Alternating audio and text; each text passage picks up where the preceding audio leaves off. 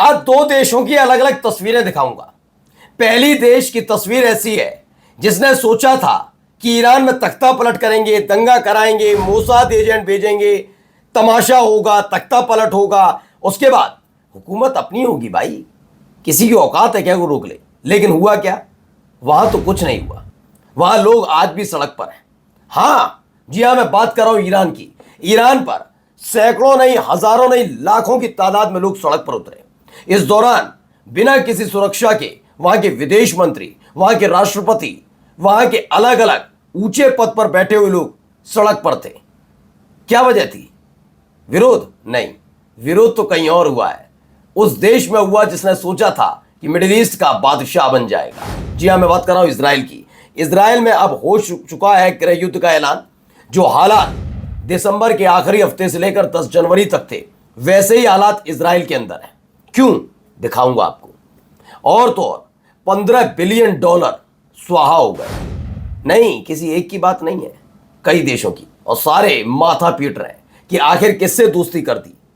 एक ऐसा देश का राष्ट्रपति जो सनकी है, उसकी बदौलत हमने $15 बिलियन खो दिए हैं। और तो और यूएई से निकली हुई तस्वीर भी देखिएगा। क्या हो गया वहां पर? सैटेलाइट तस्वीरों ने खुलासा कर दिया, वहां से बोरिया बिस्तरा बन गया है अमेरिका का। नमस्कार, मैं हूं प्रज्वल गौतम और आप देख रहे हैं the live TV. The live TV, सच सबसे आगे। सबसे पहले भाई ये वाली वीडियो मैं आपको दिखा देना चाहता हूं। क्या शानदार वीडियो है, देखिए।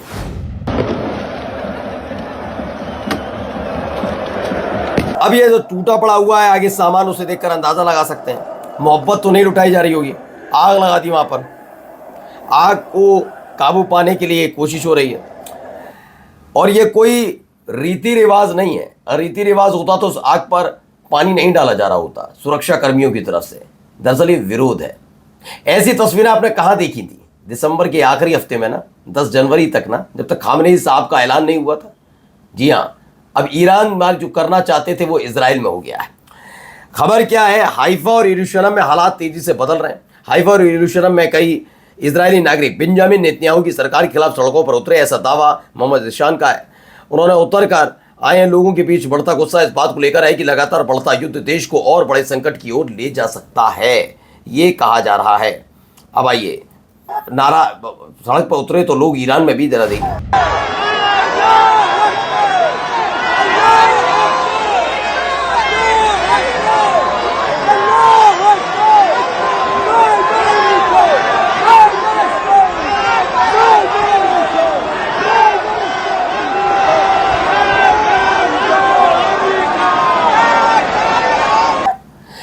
तो अमेरिका और इजराइल के जो बॉम्ब हैं गिर रहे हैं एक तरफ, और ईरान के लोग सड़क पर हैं। इंटरनेशनल कुद्स डे रैली के लिए तेहरान में भीड़ जमा हुई।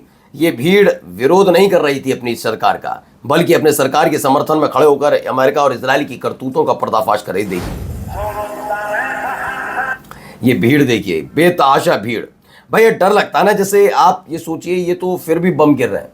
अगर आपके इलाके में लड़ाई झगड़ा भी हो जाता है, फायरिंग हो जाए गलती से और लफंगे भाग भी जाएं, तब भी आप क्या करेंगे? घरों से बाहर नहीं निकलेंगे घंटों तक। मानकर चलिए दंगा ही हो जाए आपके शहर में, तो आप नहीं निकलते हैं, डरते हैं।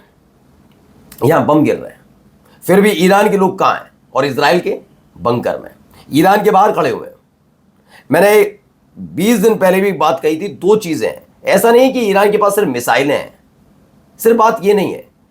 दरअसल आपके हाथ में बंदूक है भी, तो जो छोटे छोटे बच्चों को मार रहा है उस पर चलाने का गुर्दा भी होना चाहिए, है ना? वो ईरान रखता है। ईरान के साथ यही एक है चीज, इसीलिए अमेरिका ज्यादा खौफ खाता है या बौखलाता है, जो भी है। इस एरियल फुटेज में ईरानी शहर के केरमान में लोग ईरानी झंडे लहराते हुए नाइट ऑफ डेस्टिनी मनाते हुए दिख रहे हैं। ये देखिए बेतहाशा भीड़ है। प्रेस टीवी खबर मैंने दिखाई दी आपको। अब आइए अगली वीडियो देखिए जरा, ये भी निकल कर आई।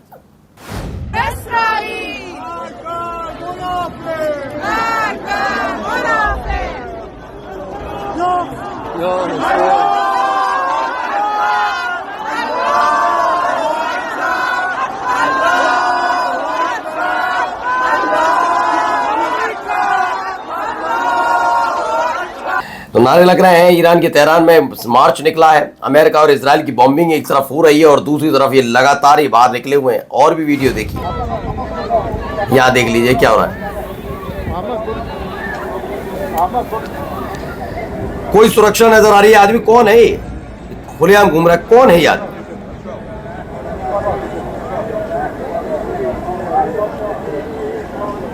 कौन है ये जो खुलेआम ऐसे कौन घूम सकता है?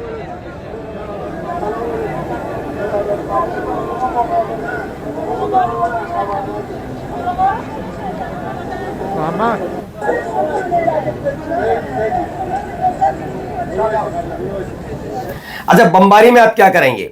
आपने खामनेई साहब के घर पर बमबारी की, इंतकाल हुआ, दावा, बहुत सारी चीज़ें, खैर खबर भी ये भी निकल कर आती है खामनेई साहब अभी हैं, खैर लेकिन आगे सब किया ना आपने। वो कहाँ थे? चार दीवारी के भीतर, है ना। ये तो खुलेआम घूम रहे राष्ट्रपति हैं। जी हाँ, ट्रंप का कहना था कि खामनेई की हत्या होते ही ईरानी सरकार बंकर में छिप जाएगी और समर्पण करने के लिए तैयार रहेगी। युद्ध के 14वें दिन भी ईरान के राष्ट्रपति पेजेस्कियन तेहरान की एक विशाल रैली में बिना किसी सुरक्षा की भीड़ के साथ घूम रहे हैं। कमाल है। यही नहीं है अकेले, ऐसा नहीं यही घूम रहे हैं। ये जरा इनको देखिए, ये क्या कर रहे हैं।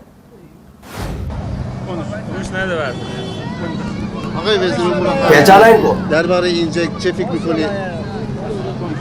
बिस्मिल्लाहिर्रहमानिर्रहीम। امروز خب روز قدس هست در ایران و علیرغم حملات وحشیانه‌ای که رژیم صهیونیستی و آمریکا همین امروز در همین ماجرا انجام دادن، ولی ما با سیل میلیونی جمعیت مواجه هستیم، نه در تهران فقط، در همه شهرها و این نشون دهنده. तो ईरान के विदेश मंत्री हैं अब्बास अरागची। आज ईरान में कुदस डे है और ज़ायोनी शासन यूनाइटेड स्टेट्स के क्रूर हमलों के बावजूद लाखों ईरानी तेहरान और दूसरे शहरों में सड़कों पर उतर आए हैं और अपनी मजबूत इच्छा शक्ति और पक्के इरादे का परिचय दिया है। ये अंतर है दो देशों के भीतर, जहां एक तरफ इजराइल में ज्यादातर समय, मैं नहीं कह रहा हर वक्त, ज्यादातर समय बंकर में बिताया जाता है। वहां बंकर, आपने अब तक सुना ही नहीं होगा ईरान में बंकर बनाए गए हैं।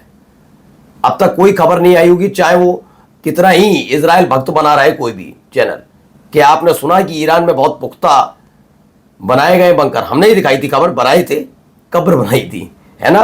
अब देख लीजिए, वो बंकर में गुजारते हैं समय क्योंकि उनको पता है कि उनकी करतूतें ऐसी हैं, इनको पता है कि इनके पास ताकत है या नहीं, या हौसला है या नहीं। खैर आगे देखिए हालात क्या है बेचारे ईरानियों के। देखिए ईरान ने क्या हालत कर दी है इजरायलियों की, क्या हालात देखिए। अब बंकर में ना छुपे तो कहाँ छुपे बेचारे। बेचारे शब्द क्यों कह रहा हूँ, शायद आपको लगे बात इजरायलियों की नहीं है दोस्तों, वो खुद उकता गए हैं, वो परेशान हो चुके हैं उस आदमी से। अब देखिए एक और बिल्डिंग पर हमला हुआ, उसकी तस्वीरें इसमें नजर आ रहा है कैसे हमला हुआ। और हमले के फौरन बाद वहां पहुंचे तो सही सुरक्षाकर्मी, लेकिन हालत बहुत ज्यादा वहां खराब है।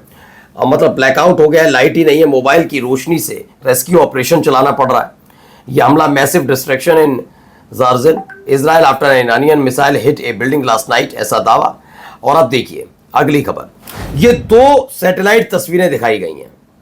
इस सैटेलाइट तस्वीर के जरिए काफी कुछ स्पष्ट करने की कोशिश है। ये इजराइल की तस्वीर नहीं बल्कि यूएई की है। यूएई में अमेरिकी अल दाफत सैन अड्डे से मिली हुई नई उपग्रह तस्वीरें, सैटेलाइट तस्वीरों से पता चलता है कि एक ईरानी मिसाइल ने अड्डे के लगभग आधे हिस्से को नष्ट कर दिया। ईरान का खुर्रम शहर 4 बैलिस्टिक मिसाइल है, जिसके घातक वॉरहेड ने अमेरिकी अधिकारियों के आवास क्षेत्र पर हमला किया, जिसमें कम से कम 10 मीटर व्यास का बड़ा गड्ढा हो गया, ऐसा दावा हो रहा है। ठीक है ना।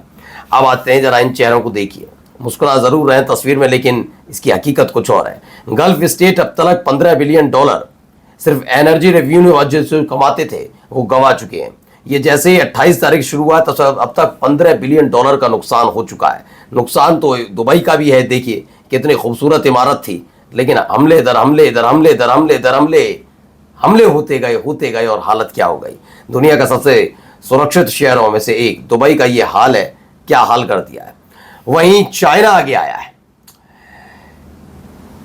इसमें कहा गया $2 लाख उन फैमिलीज को देने वाला है जिनके बच्चे अमेरिका और इजराइल के हमले में मारे गए। $2 लाख की सहायता देने का ऐलान चीन ने किया। किसने? चीन ने किया। फिर सुनिए, चीन ने यह ऐलान किया है वो $2 लाख देने जा रहा है इन लोगों को। और हमारे साथ क्या हो रहा है, हमारे को लिखा है, ईरान प्रेस का दावा है कि ईरान के प्रेसिडेंट हैं पेजेश्कियन साहब, उन्होंने भारतीय प्रधानमंत्री यानी हमारे देश के प्रधानमंत्री नरेंद्र मोदी साहब की उस अपील को खारिज कर दिया जिसमें उन्होंने कहा था कि स्ट्रेट ऑफ हॉर्मुज से भारतीय शिप को गुजरने दिया जाए। मैं ये नहीं कहता ये बहुत आसान था, हो सकता था। जिस दिन ये हमला हुआ उसी दिन इस हमले की निंदा कर देनी चाहिए थी, लेकिन हमारे वाले भाई साहब तो, क्योंकि हमारा देश कभी गुटों में नहीं रहा, शुरुआत से गुट निरपेक्ष रहा है, इसलिए कभी भी हमारे देश पर ऐसी वाली आफत नहीं आई। बहुत बहुत मुबारक हो मोदी जी, अंधभक्तों, तुम्हारी बदौलत और तुम्हारे आका की बदौलत ये स्थिति है। मैं ये नहीं कह रहा कि ईरान के चरणों में गिर जाना चाहिए, किसी से नहीं, कांधे से कांधा मिलाइए, ईरान से दोस्ती बरकरार रखते, इजराइल को उसकी औकात दिखाते, क्योंकि इजराइल ने पहला अटैक किया था लेकिन ये काम नहीं कर पाए, तो इससे साबित होता है कि आप गुट तय कर रहे थे। और ईरान ने जब इजराइल पर अटैक किया तो भाई साहब को याद आया दुख जताने की जरूरत है, जबकि हमला पहले किसने किया था। यानी आप गुट में जा रहे हैं, और जब गुट में जाओगे तो भुगतना तो पड़ेगा। इतिहास याद रखेगा मोदी जी आपको। और जाते आते खबर, फ्रांस समेत यूरोपियन देशों ने तेहरान के साथ बातचीत शुरू कर दी है ताकि हॉर्मुज स्ट्रेट से उनके जहाजों के सुरक्षित रास्ते की गारंटी के लिए एक डील पर बातचीत की जा सके। वो बातचीत कर रहे हैं। यहाँ वाले अब जाकर अफसोस जता रहे हैं 13-14 दिनों बाद कि आपके घर पर बम गिर गया था, हमें पता ही नहीं था। तो क्या करते हो सुबह उठकर 4 बजे 6 बजे, तुम्हारे अंधभक्त कहते हैं ना, मोर को दाना खिलाते हो। नमस्कार। द लाइव टीवी, सच सबसे आगे।